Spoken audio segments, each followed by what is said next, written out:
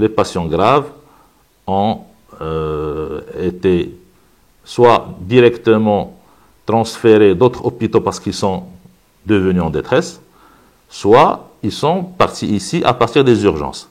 Donc quand un patient arrive aux urgences, il peut présenter des difficultés respiratoires, des problèmes de santé graves, un coma, une détresse circulatoire. Donc le rôle du médecin des urgences, c'est de faire un triage.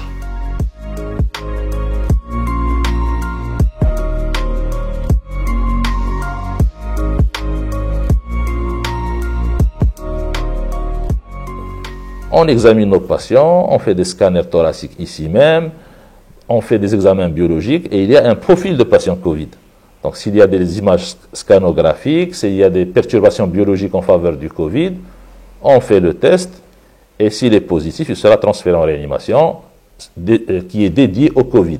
S'il n'est pas positif, il sera dans une réanimation polyvalente normale. Et puis on a reçu des patients qui étaient Covid parce qu'ils sont venus en détresse respiratoire. Et on a découvert aussi des pathologies qu'ils cachaient et qui étaient méconnues avant. Donc, les infections Covid ont révélé certaines pathologies qui étaient cachées. Par exemple, des cancers de poumons, des tuberculoses pulmonaires, des choses qu'on n'allait pas découvrir si on n'avait pas proposé des scanners thoraciques, des examens plus poussés.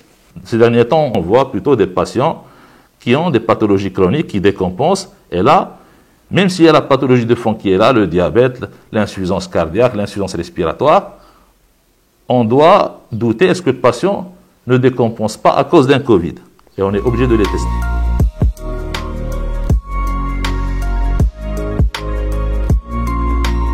Au début, on essayait de minimiser le gaspillage, parce que tout le monde s'affolait.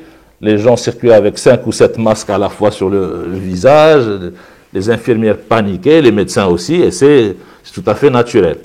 Mais au fil que les jours passaient, les gens s'apaisaient et ici aux urgences, on est obligé de porter un FFP2 parce qu'on est dans une zone à risque.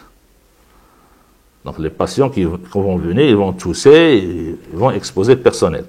Donc les gens qui sont au devant, au niveau du triage, ils sont bien habillés, ils portent des masques, des lunettes, pour qu'ils ne soient pas exposés.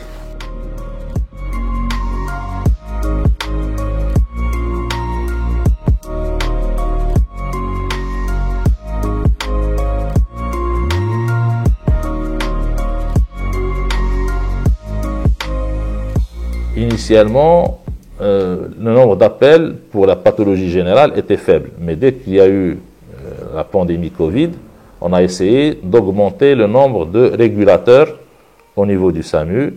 Donc on a renforcé l'équipe par des médecins bénévoles, une dizaine. Initialement, on avait une dizaine d'appels par jour et on est passé à jusqu'à 3000 appels jour. C'était pas facile à gérer l'angoisse des gens.